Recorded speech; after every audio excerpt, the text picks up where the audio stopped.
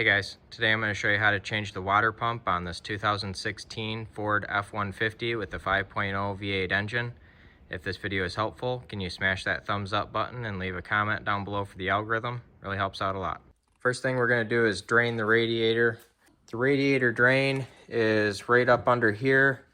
I've got a 3/8 diameter hose here that I'm going to drain into this container. Okay, looking up under here, you can see where I attached the 3/8 hose to the end of the radiator drain there. I'm going to use a flat-bladed screwdriver here to open this radiator drain. You want to crack your reservoir tank here to allow the air to escape and make it go a little faster. You'll probably have some leak out of the valve. While that's draining, you can remove the intake here. So we're going to pop this loose. Push in on these tabs, wiggle and pull. This one has a little tab on the back here by my finger down here. Push this in, pull that back so you can see how this gray thing comes out. And then you just wiggle and slide. So right here by my finger, you're gonna push this back. 7mm clamp right here, 7mm clamp right here, and you'll be able to take this out. Right here's our water pump pulley. So we're going to break loose these 10mm bolts on the pulley here. Don't remove them all the way, just break them loose. There are 3 right here. Don't worry about this center portion. Right here is your belt tensioner. Put a 15mm socket on that nut. Pull it counterclockwise, and then you can slip your belt off. Now we can remove these 3 10mm bolts on the water pump pulley. Then you can pop this pulley off here. If it is a little bit harder to get off, tap it with a hammer. Now we're going to remove this hose right here. So pinch on this white tab right here, and there's another one on the back by my index finger. You're going to pinch both of those and wiggle and lift this hose up, and this will pop loose. You can just set the hose off to the side here. Then we're going to pinch this hose clamp right here, twist and break the hose free, and pull it back off from this fitting. Helps to break this free. Just take a set of pliers here and just lightly twist it. Careful not to rip the hose, but just firmly twist that hose till it twists like that, and then you know it's free and you can pull it off. I just tucked this hose up here in the fan shroud out of the way. Now we're going to remove this 8mm bolt and this 8mm bolt. When you pull this apart, and especially when we take the actual pump off, it's going to drip some coolant and stuff in here. Not everything goes out of the drain. So that's why I use that tote down there to catch stuff that runs out. Then you're going to pinch this hose clamp that's right here, pull it back like this, and then you're going to wiggle and pull this hose loose. Okay, now we've got 4 10mm bolts to take out of the water pump here. It's kind of difficult to see here, but if we look on our new pump here, and I'll have a new pump link down in the description below where you can get one of these online. You can see we're going to have a bolt right here, right here, right here, and right here. So those will be down there. I'm going to use an extension with the 10mm here. Okay, you can see the 4 bolts I've taken out. One right here, one right here, one right here, and one right here. Now this is going to be kind of a pain to wiggle this out of here, but just kind of grab on right here and down by the pulley here and just wiggle and pull and tug and twist until I can get this to pop out. Okay, working this pump out of here is a pretty big pain in the butt to get it to slide loose, but there's also the fact that there's still a lot of coolant in this block. You're definitely going to want that pan down there to catch some of this coolant. There we go, we've got our water pump loose and out. Now we're going to remove this 8mm bolt right here.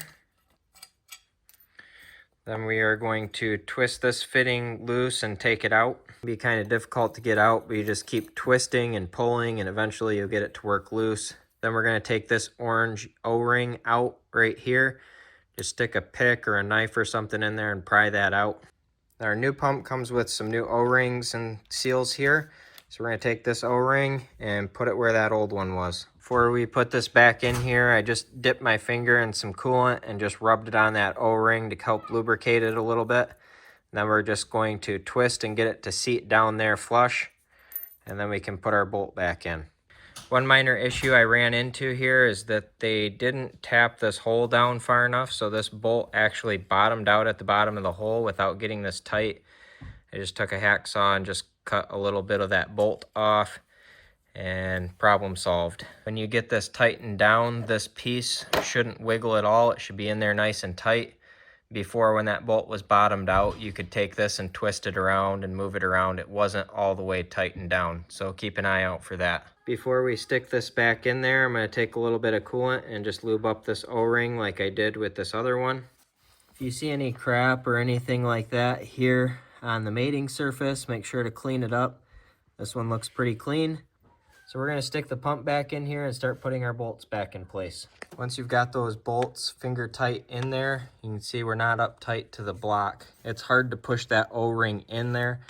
So we're just going to tighten up each of those bolts a little bit and work our way around and just slowly work the pump back in there into place. You don't want to tighten one bolt the whole way up and then tighten another bolt the whole way up. Just tighten it a little bit and work your way around the circle and slowly push that pump in evenly. Now we need to pick this seal out, and then we can put our new one that came in our kit right in there after you take that one out. One thing to note when you're tightening up these 8mm and 10mm bolts, these are not huge bolts and they are into aluminum. You don't need to torque these down crazy. You can rip the threads out and strip things out very easily. Just make sure it's torqued evenly. Put your pulley back on there. So put those bolts in, just hand tighten them, then put your belt back on there and then torque the bolts back down on the pulley. I'm going to put a new water pump belt on here. This is the part number. I will have this linked down below along with the water pump and coolant and things. This is your AC belt. If you want to change that one, now is not a bad time to do it. Again, there's the part number. It'll be linked down below. I feel like putting a new belt on the water pump is wise, considering if this belt goes bad, you're going to have no cooling for your engine and you could potentially destroy your engine. This is the serpentine belt diagram here: water pump, crank, tensioner, alternator. When you slip this belt on, I find it's easiest to slip it over the tensioner because it's a smooth pulley. So you can just pull this back and then with your other hand slip it over top of the tensioner there. After you've got this belt on here, make sure you check to make sure it's sitting flat in all the grooves on all three of the pulleys and not sticking off to the side or anything like that.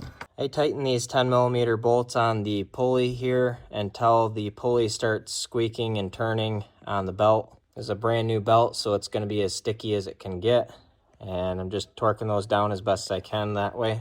Then you can put this hose back on, that hose, put the intake and those two intake hoses on. When you put this hose back on there, make sure that it clicks in place like that.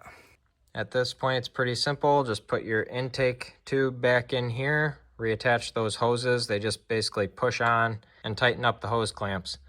Before you refill your coolant, make sure you close your drain plug down there. But that is pretty much it. Refill it.